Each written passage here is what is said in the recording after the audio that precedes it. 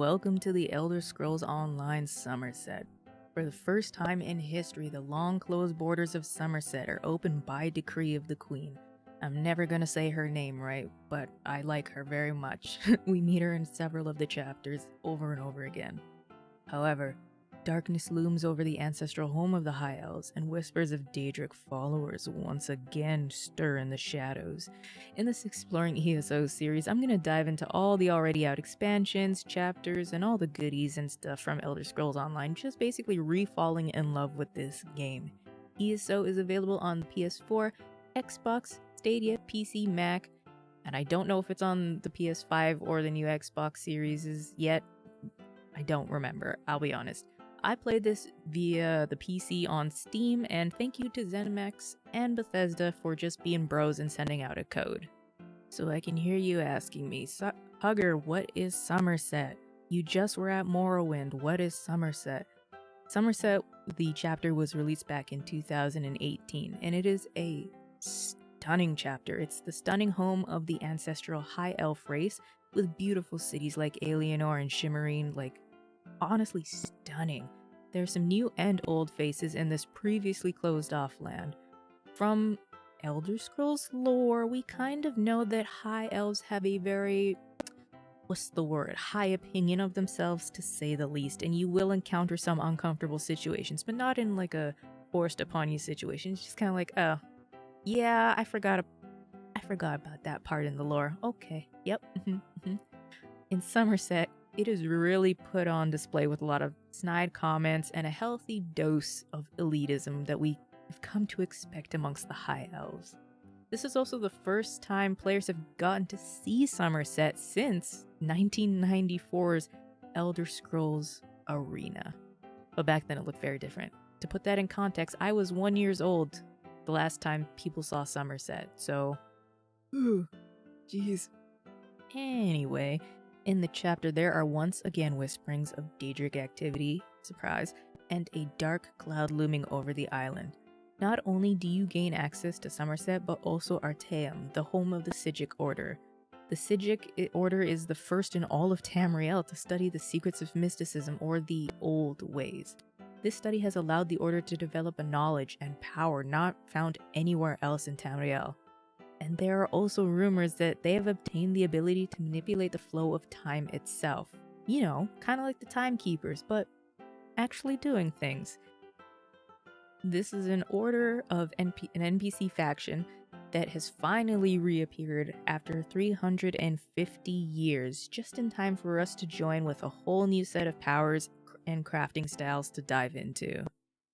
Like the other chapters, Summerset also brought 5 new delves, 2 public dungeons, and 1 12-player dungeon called Cloud Rest. There are also 6 world bosses, 3 player homes, and 2 new crafting styles, and a new world event called Abyssal Geysers, which of those there are 6. So those are basically the same thing as dark anchors that you encounter in the starting areas, but just, reskinned as something else. So what was my experience with Summerset?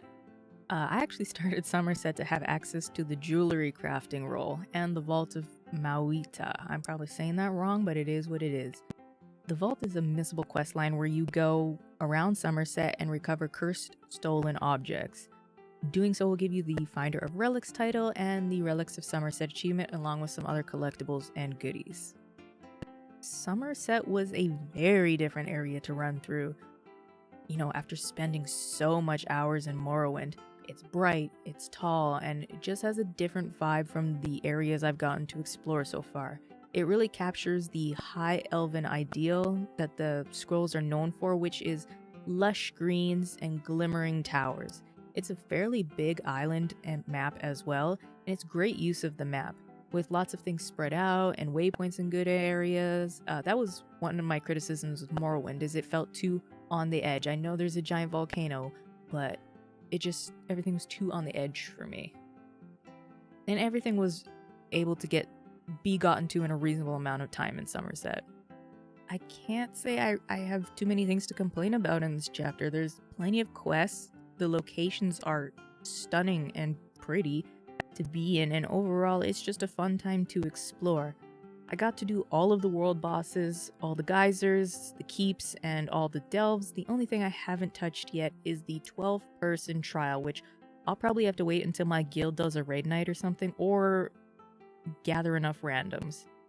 It is markedly more busy than Morrowind though, but at the same time, High Isles was announced, so more people have just been on in general to get ready for the next chapter. I do want to give a little shout out to a quest before I wrap this up, and it's the House of Marquis, or Mask, I don't know how to say it, and I don't even know how to say the town, Relethanthil, whatever, with a twin trying to find her brother only to discover that her brother is now her sister. It's handled really well, and it's a totally missable, positive little trans quest that if you don't know, now you know, kind of thing. Now, Summerset is beautiful and was beautiful, but my time there has come to an end. Where should I go next? It doesn't have to necessarily be a chapter. It could be something that was in the base game. I have an inkling of where I want to go. I mainly started Summerset out of necessity, so now we kind of can go anywhere.